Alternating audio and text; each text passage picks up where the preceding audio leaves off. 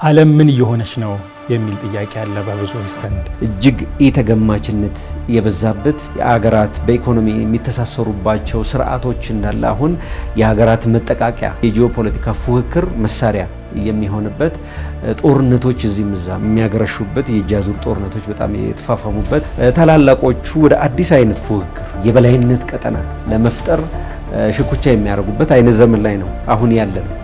ዓለም ምን እየሆነች ነው?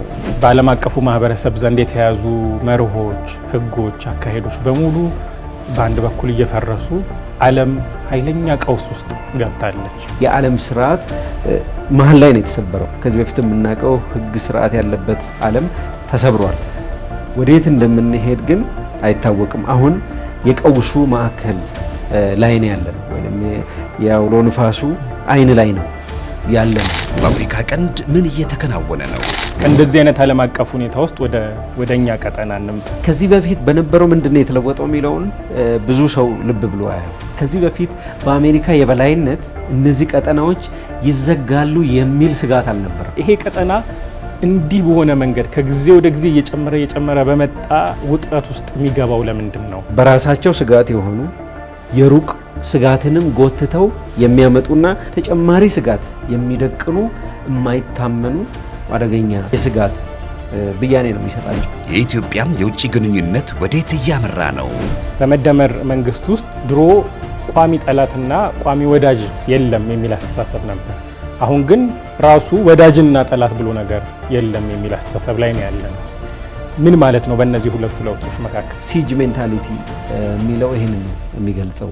በጠላቶች የተከበበች ከበባ ውስጥ ጠላት ብለህ አንድን አካል ከፈረጅክ ምንድነው አንተ ቀጣዩ እርምጃ? ያን ጠላት ማጥፋት ነው አይደለም? አርማ ፖድካስት በዚህ ዝግጅቱ አቶ ጃፋር በድሩን ጋብዟል። አቶ ጃፋር የኢትዮጵያ የውጭ ግንኙነት ኢንስቲትዩት ዋና ዳይሬክተር ሲሆኑ በዓለም አቀፍ ግንኙነት ተመራማሪነት፣ ተንታኝነትና አማካሪነት ይታወቃሉ። ጎረቤቶቻችንን የምናይበትን መንገድ ቀይረን እንወስድ። እኛ ብሔራዊ ጥቅም አለ፣ የጎረቤቶቻችን ደግሞ የራሳቸው የሆነ ብሔራዊ ጥቅም አለ። እነዛ ግጭት አይፈጥሩም፣ ይጋጫሉ።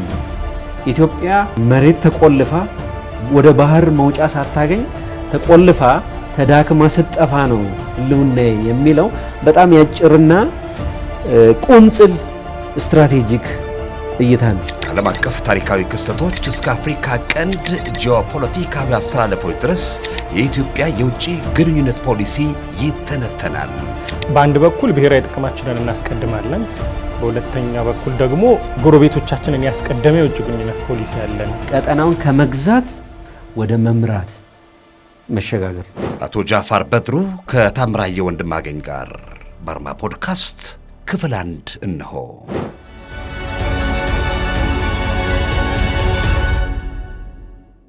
አቶ ጃፋር እንኳን ወደ ፖድካስታችን በሰላም መጡ። የአርማ ፖድካስት እንግዳ ስለሆኑ በጣም ደስ ብሎኛል።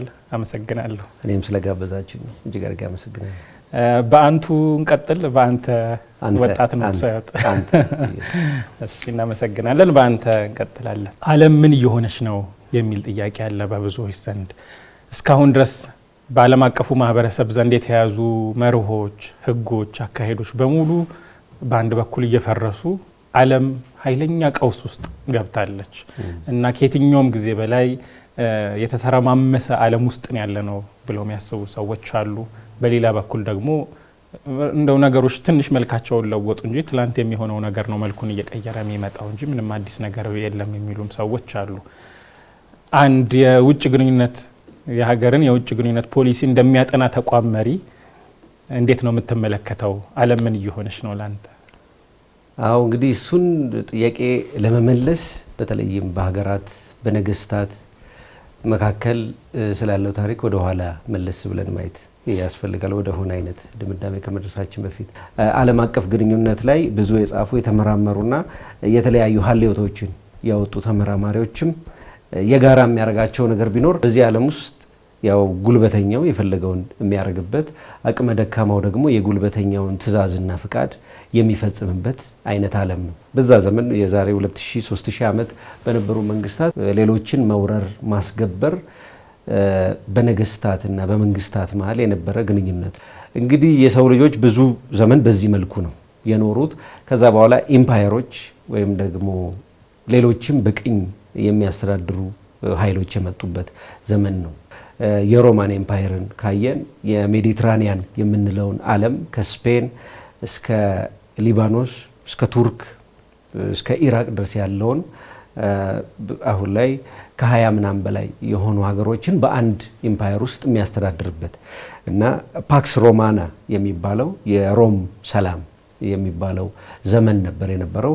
በሮማውያን የበላይነት ሌላው አንድ ላይ አድሮ የሚተዳደርበት ነው። ዛኔ በነበረው በነገስታትና በሀገራት መካከል ያለ ፉክክርና ግጭትን በማስቀረት ሮም ሁሉም በአንድ ላይ የሚተዳደርበት አይነት ሰላም መፍጠር መረጋጋት መፍጠር ስለተቻለ መነገድ፣ መገበያየት፣ መስተጋብር መፍጠር የሚቻልበት አውድ ስለነበረ አሁን በታሪክ የምናያቸው ብዙ ፖኤቶች፣ ገጣሚያን፣ ደራሲያን ያበቡበት ብዙ ታሪክ የተጻፈበት ዘመን የሆነበት ሁኔታ ነው።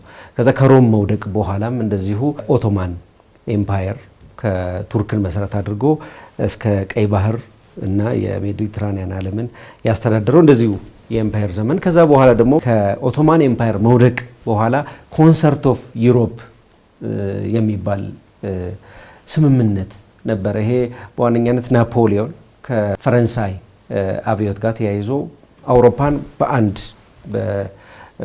በፈረንሳይ የአብዮት መርሆች ነገስታትን አስወግጄ በህዝብ ምርጫ የሚተዳደሩ አደርጋለሁ በሚል አውሮፓ ውስጥ በተፈጠረው ጦርነት የሀገራትን ሉዓላዊነት የሚዳፈርበት ሁኔታ ተፈጥሮ ነበርና ያንን ለማስቆም ከናፖሊዮንን ካሸነፉ በኋላ የተፈጠረ ስምምነት አለ። ይሄ የመጀመሪያው የዓለም አቀፍ ስምምነት ሩልስ ቤዝድ አሁን ያልከው የነበሩ ህግጋት፣ ስርዓቶች የመነጩት ከዛ ነው። የሌሎችን ሉዓላዊነት ማክበር፣ ድንበራቸውን አለመጣስ፣ በሀገራቸው ጉዳይ ጣልቃ እየገባ አለመበጥበጥ፣ የውስጥ ሰላማቸውን አለማናጋት በሚለው ስምምነት ከናፖሊዮን በኋላ እንደ ፈረንሳይ፣ እንግሊዝ፣ ጀርመን እና ራሻ ያሉ ነገስታት አንድ ላይ የተስማሙበት ስምምነት ነው። ያ እንደ መጀመሪያው ስምምነት ይቆጠራል። በኋላ ላይ እንደ ተባበሩት መንግስታት እንደ ሊግ ኦፍ ኔሽንን የሚያቋቁሙት እንደዛ አይነት ያሉ የህግ መርሆች ናቸው። የሄድና ግን እነዚህ ዛኔ የተፈጠረው ስምምነት እነዚህ ኃይሎች በቅኝ ግዛት በከፍተኛ ሁኔታ ኃይላቸውን እየጨመሩ መጥተው የሚስማሙበት ሁኔታ መፍጠር አልቻሉም። አቻ የሆኑ ወታደራዊና ኢኮኖሚያዊ አቅማቸው በጣም ከፍተኛ ስለሆነ አንዱ የሌላውን አክብሮ መቀጠል የሚችልበት ሁኔታ አልተፈጠረም። ይሄ የመጀመሪያው የዓለም ጦርነትን ያስከተለ ነው። ከዛ በኋላ ነው እንግዲህ ዓለም ወደ ስርዓት መምጣት አለበት የሚለው የመጣው። ምን ለማለት ፈልጌ ነው? ከዛ በፊት በነበረው ዓለም ስርዓት የለውም። በራሱ የተፈጥሮ ስርዓት ነው። የሰው ልጆችም የላቸውም። ተሰብስበው አይ ስርዓት ያስፈልገናል፣ ህገ መንግስት ያስፈልገናል ብለው ነው ሀገራትን የሚፈጥሩትና የዓለም ስርዓትም ከዛ በፊት የነበረው የጉልበተኛና ኢምፓየር መስርቶ የሚያስተዳድርበት አይነት ዘመን ነው የነበረው፣ ቀድሞ የነበረው ስርዓት ማለት ነውና ያ የመጀመሪያው የዓለም ጦርነት የፈጠረው ከፍተኛ ውድመትና ጥፋት ነው። በአሜሪካው ፕሬዚዳንት መፍትሄ አቅራቢነት ሊግ ኦፍ ኔሽን የሚመሰረትባቸው መርሆች ተመስርተዋልና የጉልበተኞች ዓለም ነው። የጉልበተኞች ዓለምን እንዲያስቀር ነው ሊግ ኦፍ ኔሽን የተቋቋመው። እንግዲህ ሄዶ ሊግ ኦፍ ኔሽን ጉልበተኞችንም አሁንም ማስቀረት አልቻለም። ለዚህ ምሳሌ የምትሆነ ኢትዮጵያ ነች። የቅኝ ግዛት ጉልበተኝነት፣ የነጭ የበላይነት፣ ጥቁር ሁሌም ባሪያ ሆኖ መገዛትና ሀብቱ ተዘርፎ የነጭ ባሪያ ሆኖ መኖር አለበት በሚለው የአውሮፓውያን የቅኝ ግዛት ፍልስፍና የሚመሩ አሁንም አውሮፓውያን ቅኝ ግዛቶቻቸውን ሳይለቁ ነው እንግዲህ ሊግ ኦፍ ኔሽን የተመሰረተው። ሊግ ኦፍ ኔሽን የሚባለው ስብስብም ህጉም ያንን መፍታት ያልቻለበት ሁኔታ ተፈጠረና ዓለም ዳግም ወደ ሁለተኛው ዓለም ጦርነት ከመጀመሪያው ዓለም ጦርነት እጅግ በጣም አስከፊ የሆነ ውድመት፣ ጥፋት እስከ 60 ሚሊዮን፣ ይሄ በጣም በቀላል የሚገመት አይደለም፣ ከፍተኛ የሆነ ሰብአዊ ጥፋት ነው። እንግዲህ ከሁለተኛው ዓለም ጦርነት እልቂት በኋላም ደግሞ ተመሳሳይ አሁንም ዳግም ዓለም ወደ እልቂት እንዳትገባ ችግሮቻችንን በዓለም አቀፍ ህግ ስርዓት ውስጥ ሆነን እንፍታ የሚለውን እነዚህ የሁለተኛው ዓለም ጦርነት አሸናፊዎች በበላይነት የሚመሩት የተባበሩት መንግስታት ድርጅት የተቋቋመበት ችግሮችን በዓለም አቀፍ ህግ መፍታት የሚቻልበት ነገር ግን መርሁ የሀገራትን ሉዓላዊነት ባከበረ መልኩ እንዲሄድ የሚያደርግ ህጋዊ ስርዓት ማዕቀፍ አሜሪካ ነች። እንግዲህ ግንባር ቀደም ሆና ህግ ስርዓትን፣ ተቋማትን፣ እነዚህ የባለብዙ ወገን ዲፕሎማሲ ተቋማትን መሰረት ያደረገ የዓለም ስርዓት የምንለው ነገር በሰው ልጆች ለመጀመሪያ ጊዜ ነው ጠንካራ በሆነ መልኩ የመጣው። የዛኔ አሜሪካ አውሮፓውያን በጦርነቱ በከፍተኛ ሁኔታ ወድመው የኢኮኖሚ ሁኔታቸው ከአፍሪካውያን አይሻልም ነበር የነበረው ሁኔታ እና በወቅቱ ከፍተኛ የሆነ የኢኮኖሚ አቅም የነበራት አሜሪካ ነች። ከዚህ በፊት እንደነበሩት በጉልበተኝነት በቅኝ ግዛት በኢምፓየርነት ሌሎችን ለመግዛት ሳይሆን ሕግን ስርዓትን አድርጌ የሌሎችን ሀገሮች ሉዓላዊነት እና ነፃነት ባከበረ መልኩ የሚተዳደርበትን አዲስ ስርዓት ስፖንሰር አደርጋለሁ በወታደራዊ አቅሜ በኢኮኖሚ አቅሜ ብላ የመጣችበት ዘመን ነው። ከ1945 በኋላ ያለው ዘመን የሰው ልጆች እንደዚህ አልነበሩም። ከዚህ በፊት የነበረው የጉልበተኞች ዓለም ነው። ከዚህ በፊት ከነበረው የሰው ልጆች ታሪክ ከ1945 በኋላ ያለው የዓለም ታሪክ ለየት እንዲል ያደርገዋል። እንግዲህ ያንን ብለን ብንመጣም ከሁለተኛ የዓለም ጦርነት በኋላ የበላይ ሆነው የወጡት ሁለት ኃይሎች ናቸው። ሶቪየት ዩኒየን ኮሚኒስት ሶሻሊስት የሆነ ሀገርና አሜሪካ ሊበራል በነፃ የገበያ ስርዓት የሚመራ ሁለቱ ኃይሎች ባይፖላር የሚባል ወይ የሁለትዮሽ የምንትዮሽ ፉክክር ውስጥ የገቡበት ዓለም ነው። የሁለትዮሽ መሆኑ በራሱ የሚያመጣው የተሻለ የባለ ብዙ አቻዎች ፉክክር ከሚሆን የሁለትዮሽ ፉክክር የተሻለ መረጋጋትን ያመጣል። ይሄ በብዙ ሀሌዎቶች በዓለም አቀፍ ግንኙነት ላይ ባሉ ሀሌዎቶች በሳይንሳዊ ጥናቶችም የተረጋገጠ ነው እና ሁለቱም የኒውክሌር ታጣቂዎች ስለነበሩ ከሞላ ጎደል ተከባብረው ግን የእጅ አዙር ፉክክር የሚያደርጉበት አይነት ዓለም ነው። ይሄ የቀዝቃዛው ጦርነት ተብሎ የሚጠራው ዘመን ማለት ነው።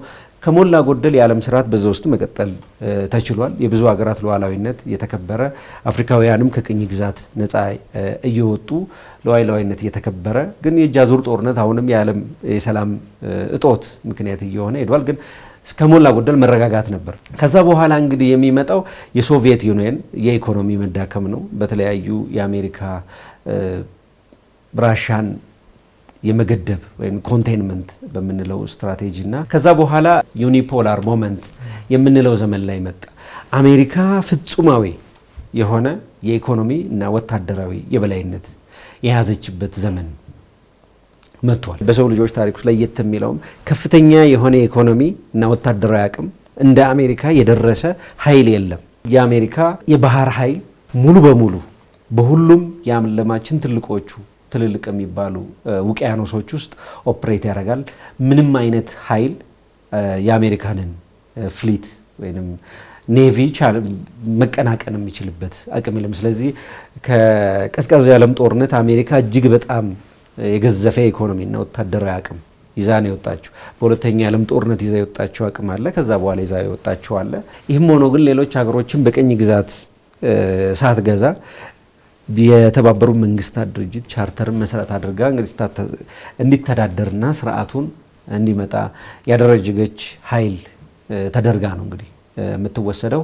ይህን ስንል ግን መሀል ላይ ዓለም አቀፍ ሕግ የሚጻረሩ ድርጊቶችን አልፈጸመችም ማለት አይደለም። እሱንም ስትፈጽም ግን ያው ባሉት ተቋማዊ አሰራሮች ውስጥ ሆና ነው። ለምሳሌ የኢራቅ ወረራ እንደ አንድ ይታያል። አሜሪካ ዓለም አቀፍ ስርዓቱን ስለምታስጠብቅ በተባበሩት መንግስታት ጸጥታ ምክር ቤት አቅርባ በዛ ጸጥታ ምክር ቤት ውሳኔ ካስወሰነች በኋላ ነው ወረራውን የፈጸመችውና ሞሮርለስ አሜሪካ እንደዛ ሆነችና ብዙዎቻችንም የምናውቀው ይሄ ዓለም ስለሆነ ነው ህግ ስርዓት ያለበት ዓለም የሚመስለን። ባጭሩ የ3000 ዓመት የሀገራትን ግንኙነት ታሪክ ለመቃኘት ለማሳየት እንደሞከርኩት የዓለም ስርዓት አሁን አሜሪካ የፈጠረችው የባለፈው 20 ዓመት በሰው ልጆች ታሪክ ውስጥ ያልተለመደና አዲስ ነው። ነባር ስሪት አልነበረም ለማለት ያክል ነው። ስለዚህ አሁን እየተፈጠረ ያለው የዓለም ስርዓት ወደ ቀድሞ ነው እየመለሰን ያለው። የማይገመት ፉክክር የበዛበት ሽኩቻ የበዛበት አይነት ሆነ። ለማንኛውም ከቀዝቃዛ የዓለም ጦርነት በኋላ አሜሪካ በበላይነት የዓለም ስርዓትን ከሞላ ጎደል እያስጠበቀች ሄደችው። አሜሪካ በአንጻራዊነት በዛ ዘመን ኢኮኖሚያዊና ወታደራዊ ስትራቴጂካዊ አቅማቸውን በከፍተኛ ሁኔታ መገንባት የቻሉ እንደ ራሻ እና ቻይና ያሉ ሀገራት አካላዊ ወይም ስትራቴጂካዊ በሆነ መልኩ አሜሪካንን መጠየቅ፣ መጋፋት፣ ትከሻ ለትከሻ የመሄዱ ነገር እየጎላ የመጣበት ዓለም ሆኗል። ይሄ ዓለም የተፈጠረው እንግዲህ ሌሎቹ እየፈጠሩት በመጡት ከቀዝቃዛው የዓለም ጦርነት በኋላ ባሉ በተፈጠረው የተሳሰረ ኢኮኖሚ፣ የተሳሰረ የማህበራዊ መስተጋብር፣ የቴክኖሎጂ መስተጋብር አቅማቸውን አዳብረው የመጡ የምስራቅ ኃይሎች የአሜሪካንን ብቸኛ የበላይነት እየጠየቁ የመጡበት ሁኔታ ተፈጥሯል እና በቅርቡም ዳቮስ ላይ በተደረገው እንግዲህ የካናዳው ጠቅላይ ከዛ በፊት በብዛት ሲባል የነበረው ነው ጠቅላይ ሚኒስትር ከዚህ በፊት የምናውቀው በቀዝቃዛ የዓለም ጦርነት ማብቃት በኋላ በአሜሪካ የበላይነት ይመራ የነበረው የዓለም ስርዓት አብቅቶለታል፣ ራፕቸር አድርጓል ወይንም ተሰብሯል የሚል ንግግር አድርገዋል። መሰበር ማለት ከሽግግር ይለያል። ሽግግር ታስቦበት ታልሞበት ከሆነ አይነት ስርዓት ወደ ሌላ አይነት ስርዓት የመሄድ ነው። እንደሳቸው ንግግር ከሆነ ግን የዓለም ስርዓት መሀል ላይ ነው የተሰበረው እና ወደ ምንም እንደሚሄድ ግልጽ የሆነ ነገር የለም። እጅግ ቀውስ የበዛበት፣ እጅግ ኢተገማችነት የበዛበት፣ ተቀያያሪነት የበዛበት ቮለታይሊቲ የምንለው ሁኔታ የበዛበት አይነት ዓለም ነው የሆነው። ከዚህ በፊት የነበሩ በቀዝቃዛው የዓለም ጦርነት ግሎባላይዜሽን ተብሎ የሀገራት በኢኮኖሚ የሚተሳሰሩባቸው ስርዓቶች እንዳለ አሁን የሀገራት መጠቃቂያ የሆኑበት ለሀገራት የተጋላጭነት ምንጭ ሰፕላይ ቼን የሚባለው ይሄ የአቅርቦት ሰንሰለቱ ዓለም አቀፍ የአቅርቦት ሰንሰለቱ ለሀገራት የጂኦፖለቲካ ፉክክር መሳሪያ የሚሆንበት ጦርነቶች እዚህም እዛም የሚያገረሹበት የእጅ አዙር ጦርነቶች በጣም የተፋፋሙበት መካከለኛ ኃይሎች በየቀጠናቸው የበላይነታቸውን ወይም ስፌር ኦፍ ኢንፍሉዌንስ የሚባለው ወይም የበላይነት ቀጠና ለመፍጠር ሽኩቻ የሚያደርጉበት አይነት ዘመን ላይ ነው አሁን ያለ ነው። አይ ቲንክ የካናዳው ጠቅላይ ሚኒስትር አገላለጽ በጣም ይገልጸዋል ብዬ አስባለሁ። ራፕቸር ነው፣ ግን ራፕቸር ሲባል መሰበር ነው። ከዚህ በፊት የምናውቀው ሕግ ስርዓት ያለበት ዓለም ተሰብሯል። ወዴት እንደምንሄድ ግን አይታወቅም። አሁን የቀውሱ ማዕከል ላይ ነው ያለ ነው፣ ወይም የአውሎ ንፋሱ አይን ላይ ነው ያለ ነው እና ቀውስ ነው፣ አንፕሬዲክተብል ነው፣ ወዴት እንደሚሄድ አይታወቅም እና አንዳንዶቹ ባለብዙ ዋልታ ውስጥ ያለ መንታ ዋልታ ባይፖላር መልቲፖላር የሆነ ስርዓት ነው ብለው ይገልጹታል። አሜሪካና ቻይና በበላይነት የሚመሩት ውስጡ ግን ብዝሃ ተፎካካሪዎች ያሉበት መልቲፖላር ስርዓት ነው ይላሉ። ያ ስርዓት ነው እንግዲህ አንፕሬዲክታቢሊቲ ወይም ኢተገማችነት፣ ነገ ምን እንደሚመጣ ማታቀበት የፖሊሲ ያካሄድ አቅጣጫህንም ለመለየት የራሱ የሆኑ እድሎች ሲበዛ ግን አደጋዎች፣ ሪስኮች ያሉበት ሁኔታ ተፈጥሯል። ይህንን አውሎ ንፋስ ይህንን ወጀብ ዓለም እያስተናገደችበት ባለ ሁኔታ ውስጥ የተለያዩ ሀገሮች የራሳቸውን ስትራቴጂ ቀይሰው እንግዲህ ከዚህ ሁኔታ ውስጥ የሀገራቸውን ብሔራዊ ጥቅም ለማስቀጠልና ለማሳደግ የተለያዩ ስትራቴጂዎችን ቀይሰው እየተንቀሳቀሱ ያሉበት ሁኔታ ላይ ነው ያለ ነው። በጣም ጥሩ ማብራሪያ ነው። የረጅም ዓመት ታሪክን በጣም ባጭሩ እና ጥሩ ግልጽ በሆነ መንገድ ነው ያስቀመጥክልን። ከእንደዚህ አይነት ዓለም አቀፍ ሁኔታ ውስጥ ወደ እኛ ቀጠና እንምጣ። የአፍሪካ ቀንድ አለ፣ ሰፋ አድርገን ስንመለከተው የቀይ ባህር ቀጠና እንዲሁ በሁለቱንም መመልከት እንችላለን። ከሌላው ጊዜ በበለጠ ሁኔታ ብዙ ውጥረቶች እየተመለከትን ነው። ውጥረቱ በጣም ጨምሯል። ዲፕሎማሲያዊ ጫና አለ፣ የሀገራት መሰነጣጠቅ፣ የአዳዲስ ሀገራት መጨመር አለ። ይሄ ቀጠና እንዲህ በሆነ መንገድ ከጊዜ ወደ ጊዜ እየጨመረ በመጣ ውጥረት ውስጥ የሚገባው ለምንድን ነው? እንደ አፍሪካ ቀንድም ሰፋ አድርገን ስናየው እንደ ቀይ ባህር ቀጠናም ማለት ነው። እንግዲህ ቅድም እንዳልኩ ኢተገማችነት የሚበዛበት የፉክክር ዓለም ነው። ፉክክሩ እንግዲህ በሶስት ደረጃ ከፍለን ልናየው እንችላለን። የመጀመሪያው ሌየር በታላላቆቹ መካከል የሚደረገው ፉክክር ነው። እንደ ቻይና፣ አሜሪካ ያሉ ሁለንተናዊ የሆነ ፉክክር በኢኮኖሚ መስክ፣ በቴክኖሎጂው መስክ፣ በሴኪሪቲው፣ በሚሊተሪው ሴኪሪቲ ስንል በኢንቴሊጀንስ ሌቨል የሚደረግ በስፔስ ፉክክሮችን የሚጨምር ሲስተሚክ ኮምፒቲሽን ብለው የሚጠሩት ነው። ቻይናን እንደ ሲስተሚክ ኮምፒቴተር ነው ምናያት የሚል በብሔራዊ ደህንነት ሰነዶች በብዛት የሚገለጽ ነው። ቻይና ለምዕራባውያን የምትደቅነው ስጋት ስርዓታዊ ነው። ያ ማለት ርዕዮተ ዓለማዊ ነው ማለት ነው። አጠቃላይ የምዕራባውያን እይታን በአዲስ አማራጭ ተካለው ብላ ተፎካካሪ ሆና የመጣች ኃይል በኢኮኖሚ ስርዓት በሌላውም ነው አይደለም የሚለው የምናየው ነው። ቻይና ራሱ ያው ሊበራል የሆነች በፍሪ ማርኬት በነፃ ገበያ በግሎባላይዜሽን በከፍተኛ ሁኔታ የተጠቀመችና ኢኮኖሚያን ማሳደግ የቻለች ሀገር ነች። ጂኦ ስትራቴጂካሊ ስናየው ሲስተሚክ ነው ኮምፒቲሽኑ፣ ሌየር አለው። በታላላቆቹ መካከል የሚደረገው ትኩረት አንዱ እነዚህ የመተላለፊያ ሰርጦችን መቆጣጠር ነው። የባህር ጠባብ መተላለፊያዎችን በእንግሊዝኛው ቾክ ፖይንት ይሏቸዋል። እነዚህ አርተሪዎች ወይም የደም እንደ ደም ቧንቧ መስለን ስናያቸው እጅግ በጣም ጠባብ ናቸው። ነገር ግን የዓለም ንግድ በከፍተኛ ሁኔታ የሚተላለፍባቸው 4 አካባቢ መተላለፊያ ሰርጦች አሉ። እነዚህን ከዚህ ቀደም በነበረው አሜሪካ ነበር የምትቆጣጠራቸው በበላይነት ተቆጣጥራ፣ ነገር ግን ማንም በነፃ እንዲነግድባቸውና እንዲተላለፍባቸው ታረግ ነበር ነው በመርህ ደረጃ። ሆኖም ግን አሁን በአሜሪካና በቻይና መሀል እያየለ በመጣው ፉክክር ቅድም እንዳልኩ ሲስተሚክ ስርዓታዊ ፈተና ነው ወይም ተፎካካሪ ነች በሚለው ውጥረቱ እያየለ ሲመጣ ቻይና በጣም በከፍተኛ ሁኔታ ስጋት የገባባት በዓለም ንግድ ላይ ደግሞ በጣም ከፍተኛ ኤክስፖርት ላይ በከፍተኛ ሁኔታ ጥገኛ የሆነ ኢኮኖሚ እድገት ያላት ሀገር ነች ቻይና። ስለዚህ የዓለም ንግድን አስቆምክ ማለት ቻይናን በንጋታው አፈራረስክ ማለት ነው እና ቻይና ይህንን የህልውና ስጋት ለመቅረፍ እነዚህ ቀጭን መተላለፊያ መንገዶችን ከአሜሪካ ቁጥጥር አሜሪካ እነዚህን ብትዘጋ በምናልባት በሚል አማራጮችን የማስፋት ስልት ተከትላ የተንቀሳቀሰችበት እንትን ነው። አንዱ የጂኦ ስትራቴጂ ፉክክራቸው መድረክ የሚሆኑ እነዚህ ጠባብ መተላለፊያዎችን መያዝ ወይም ደግሞ እነሱን አልፎ መሄድ የሚቻልባቸው መንገዶች መፈለግ ነው። አንዱ የቻይና የቅርብ ልክ እንደኛ የቀይ ባህር እንደምንለው ያለ ቀይ ባህር 90% ከዓለም ጋር የምንነግድበት ወደ ውጭ የምንልክበት ከውጭም እቃ የምናስገባበት የህልውናችን መሰረት የሆነ ቀይ ባህር መተላለፊያ ነው። ቀይ ባህርና የኤደን ባህረ ሰላጤ የውሃ አካላት ናቸው። ለቻይና ደግሞ የደቡብ ቻይና ባህር ነው። የማላካን መተላለፊያ አለ። ማሌዥያ ሲንጋፖርን አቋርጦ የሚሄድ በጣም ቀጭን መተላለፊያ ነው። እስከ 40% የቻይና ንግድ የሚተላለፈው በዛ ነው። የዓለም ንግድ 17% የሚተላለፈው በእኛ አካባቢው ቀይ ባህር ባብል መንደብ መተላለፊያ ነው። በፓናማ ካናልም እንደዚሁ አለ ሌላ መተላለፊያ።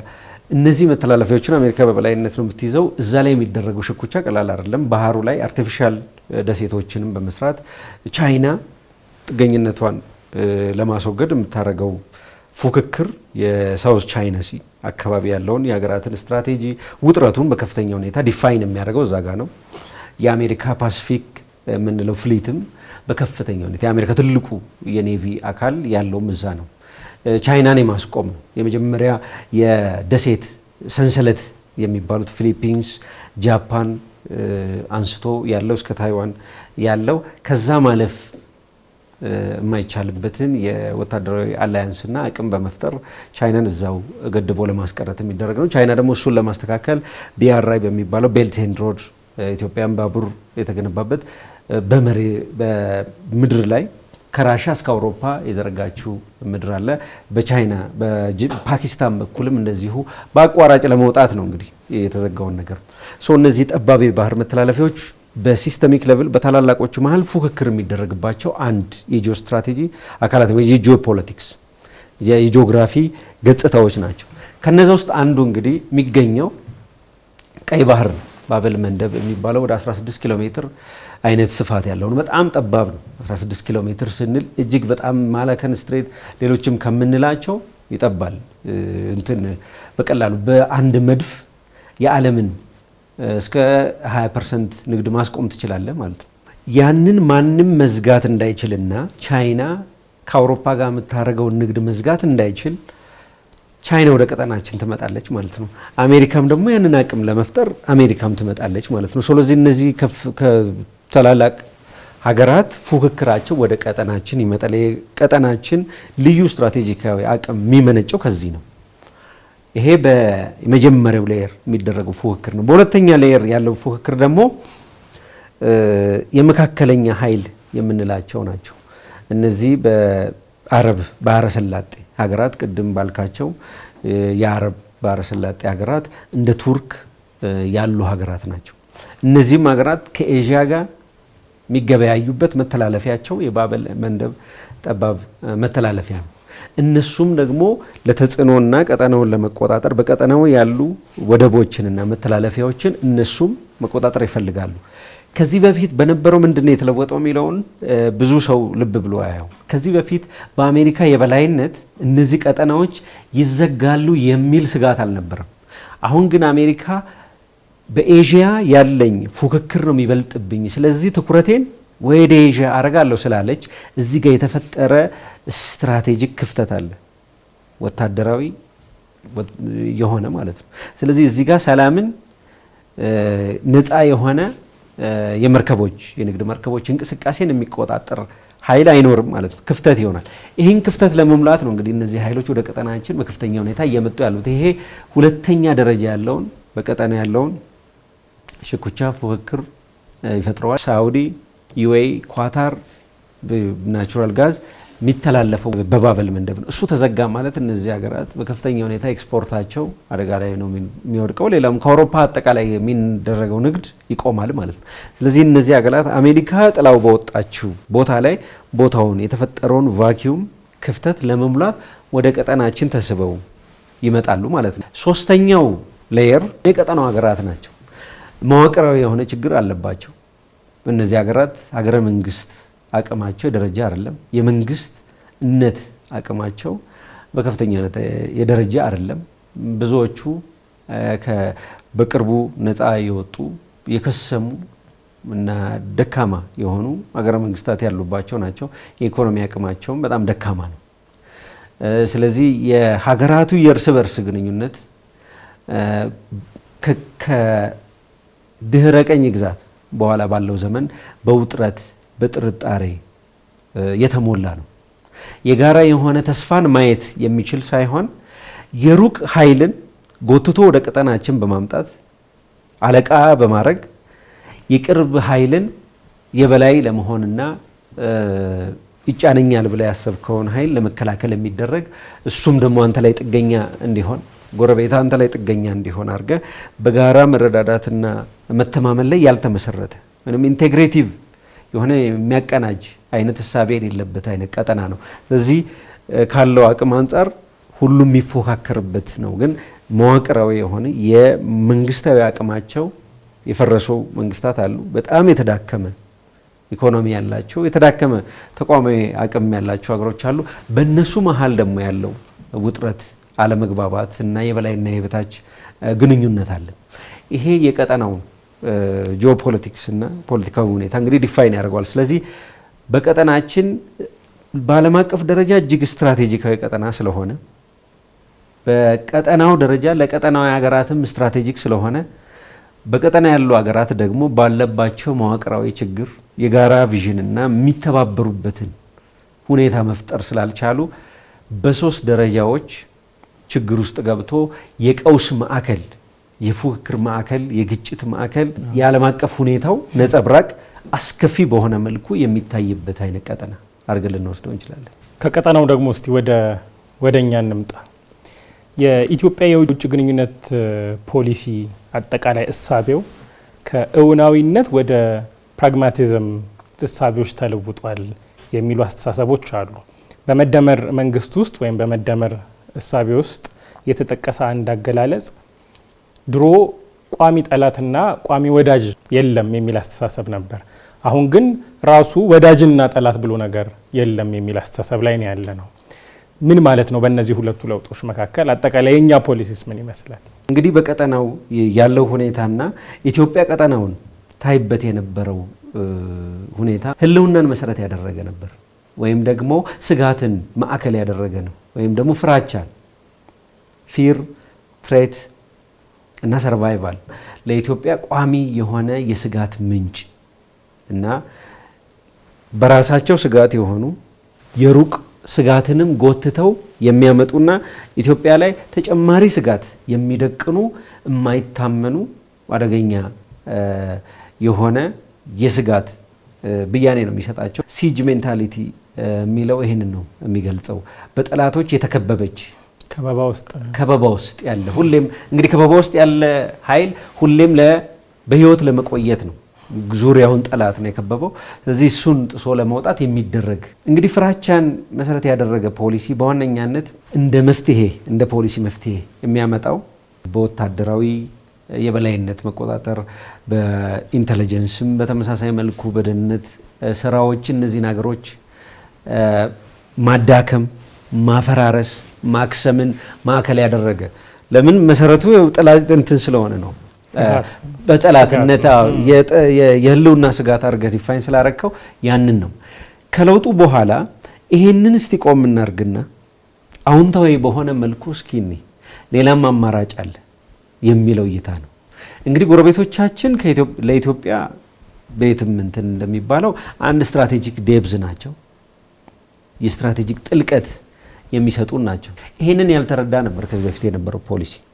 ሌሎች ተዳክመው እነሱ ከጠፉ ጠላት አድርገህ ዲፋይን ካረከው ሰምሃው አንተ ሰርቫይቭ ታደርጋለህ የሚል በሌላው ውድቀት ዜሮ ሰም አይነት እይታ አለው። እነሱ ከፈራረሱ መቀጠል ይቻላል ነው።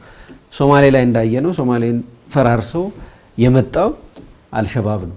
እዛ የአልሸባብን እንትን ለማከም የርንበትን ሂደት እናውቀዋለን።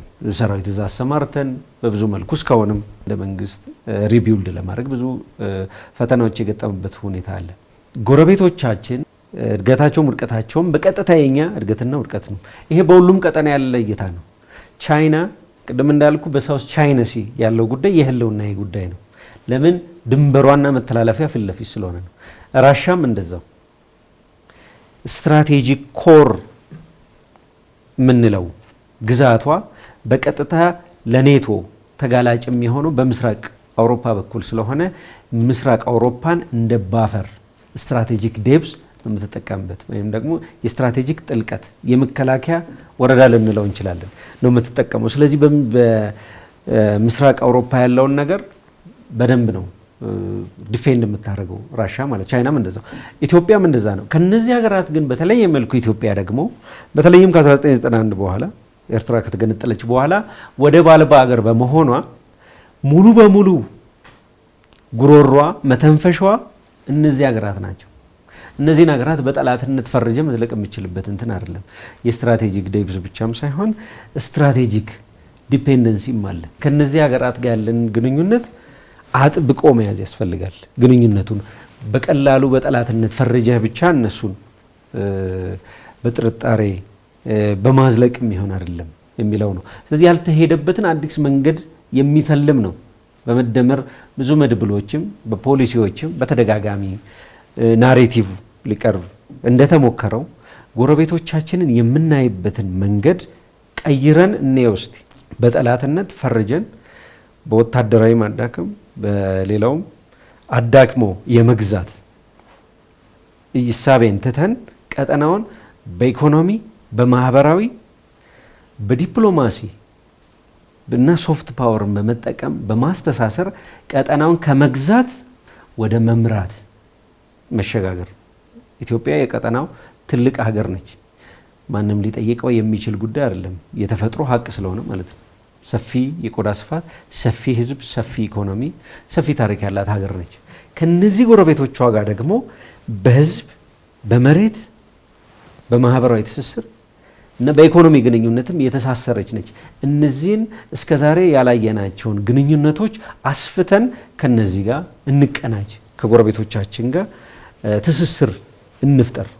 ከዛ ጦርነት ሊመጣባቸው የሚችሉ ስጋት ሊመጣ የሚችልባቸውን እድሎች እናጥበብና እንሂድ የሚለው እሳቤ ነው እንግዲህ ከለውጡ በኋላ ለመተግበርና ለመሄድ የተሞከረው። ስለዚህ ከአሉታዊ ትርክት የውጭ ግንኙነታችን አዎንታዊ ትርክትን ፖዚቲቭ የሆነ ናሬሽንን ለማምጣት ነው።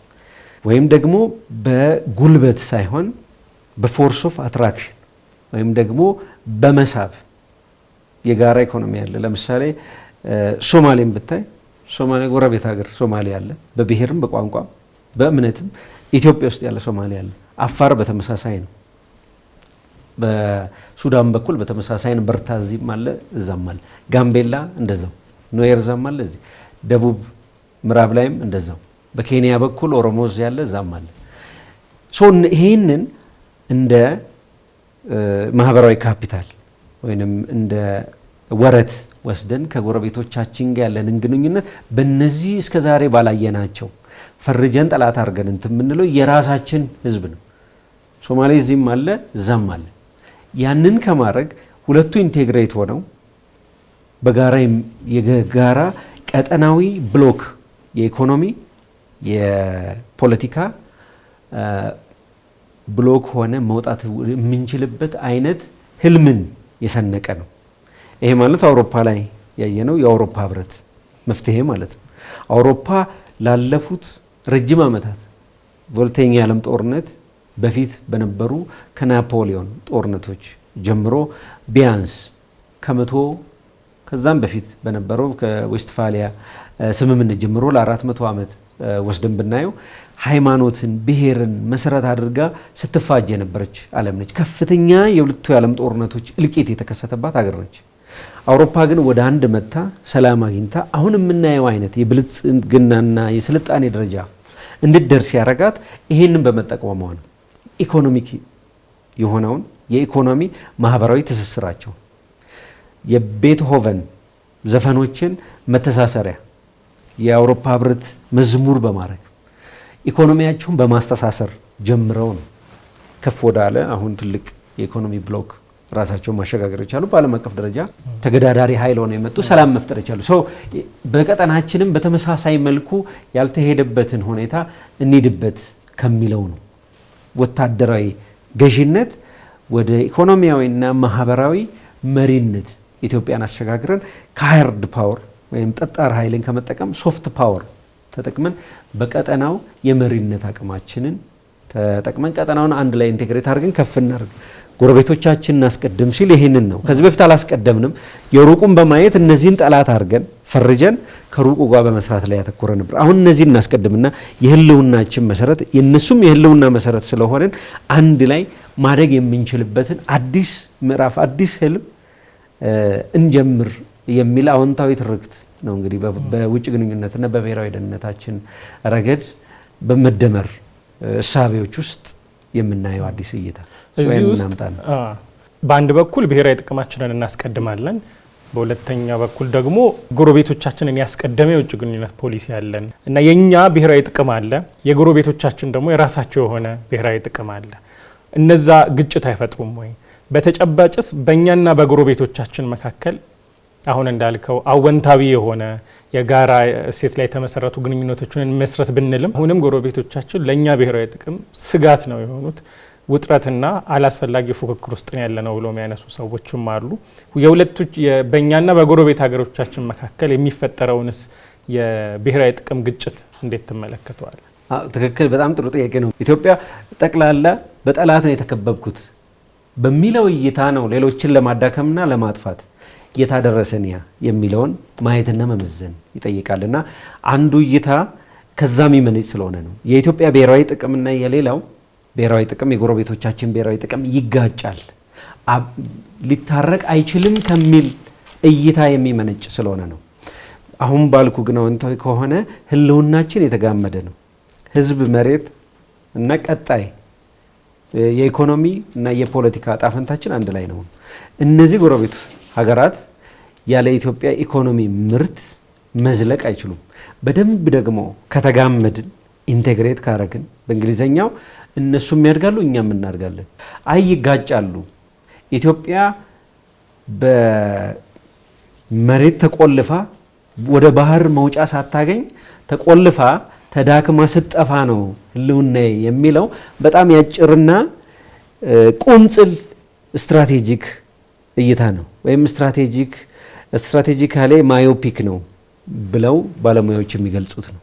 አርቆ ማሰብ አይችልም። ከዛሬ ሁኔታችን አርቆ መሄድ የሚችል አይደለም። 5 ዓመት ተሻግሮ በትውልዶች መካከል ዘላቂ ስለሆነ ቀጠና ሀገር ማሰብ የሚችል ኃይል የኢትዮጵያ ጥቅምና የጎረቤቶቿ ዘላቂ ጥቅም አብሮ የሚሄድ ነው። ከዛ እይታ ነው አሁን ይሄኛው እንደዛ ብለው የሚያስቡ መንግስታት የሉም ጎረቤቶቻችን ላይ። ትክክል ነው። አሁን እሱ በዜሮ ሰም ማይንድ ሴት ካላየ ነው በስተቀር የሚጋጭ አይደለም። የኛ ብሔራዊ ጥቅም የሌሎችም፣ የኛ መቀጠል መበልጸግ ማደግ የሌሎቹ መቀጠል መበልጸግ ማደግ ነው የሚለውም መያዝ ያስፈልጋል። ከዚህ በፊት እስከ ዛሬ የኖርንበት ታሪክን ያንን ያሳያል ወይ ነው አይደለም ነው። በፉክክር ባለመተማመን በበላይነት ለምሳሌ ቅድም እንዳልኩ ነው ኢትዮጵያ እስከ ዛሬ የሄደችበት እይታ ጎረቤቶቿ እንዳለ ጠላት አርጋ አይታ ያንን ካውንተር ሜዠር በመውሰድ ነው። ጠላት ብለህ አንድን አካል ከፈረጅክ ምንድነው አንተ ቀጣዩ እርምጃ ያን ጠላት ማጥፋት ነው አይደለም? ጎረቤቶችም ኢትዮጵያ እንደዛው ነው ማለት። ጎረቤቶቻችንን ድንበር የምንጋራቸውን፣ ህዝብ የምንጋራቸውን፣ ቋንቋ የምንጋራቸውን፣ ባህል ሃይማኖት የምንጋራቸውን ጎረቤቶቻችንን እንደዛ ፈርጀን ለመጠፋፋት ነበር ስንኖር የነበረው ለረጅም ጊዜ። እኛም እንደዛ ነው የምናስባቸው፣ እነሱም እንደዛ ነው የሚያስቡ። አዲስ እይታ ለመፍጠር የሚፈጀው የራሱ ጊዜ አለ። ይሄ የባህላዊ ኢነርሻ ወይም ኢንስቲትዩሽናል ኢነርሻ የሚባለው የሰው የባህል ኢነርሻ አለው። የለመደውና የሚያውቀውን ነው የሚያስቀጥለው። ኢትዮጵያ ከዚህ በፊት ፍራቻን መሰረት ያደረገ ቅድም እንዳልኩ በመጠፋፋትና በዜሮ ሰም ድምር ላይ ጎረቤቶቻችንን በበላይነት በመቆጣጠር እሳቤና ፖሊሲ ስትራቴጂ ላይ የኖረች ነው። ጎረቤቶቿ እንደዛ ነው የሚያውቋት። አሁን ኢትዮጵያ መታ ነው እንዴ ብላ በሶማሊኛ ስታናግራቸው በተመሳሳይ ቋንቋ በተመሳሳይ ባህል አብረን እንበል ስንል ኦቨርናይት በአንድ ጀንበር እነዚህ ሰዎች ተቀይረው ጎረቤቶቻችን ተቀይረው ወደ እምነት እንዲመጡ ልታረግ አትችልም። ጊዜ ይጠይቃል ብዬ አስባለሁ። አዲስ ትውልድ መምጣት አለበት ብዬ አስባለሁ። የመደመር ትውልድ ላይ ብዙ ኢንቨስት የተደረገበትና ትውልድ መፍጠር አለብን ተብሎ በፖለቲካ ባህላችን ለመለወጥ እንደሚደረገው ይሄም እንደዛ አይነት መለወጥን ይጠይቃል እና እየመጣ ነው። ብዙ የኢትዮጵያን መለወጥ እና ኢትዮጵያ አዲስ ህልም ይዛ ከዚህ በፊት እንደነበረው በጋራ እንዋጋ ወይም ደግሞ የሆነ ቀውስን መሰረት ካደረገ ትብብር ይልቅ የኢኮኖሚ ትስስርን የጋራ ህልምን እና የፖለቲካ ማህበረሰብ ለመፍጠር በጋራ እንስራ የሚለው ትርክት መሰረት እያገኘ ነው። ግን ጊዜ ይፈጃል ብዬ አስባለሁ። አሁን የምናየው የተወሰኑ መንገራገጮችም ከዛ የሚመነጩ ናቸው። በሂደት ግን ያኛው ነው ዘላቂው የሆነው። ዘላቂነቱን አያጠፋውም። ወቅታዊ የሆኑ መደነቃቀፎች ዘላቂ ህልሙን እውነታነት አያሳጣውም የሚል ሀሳብ ነው።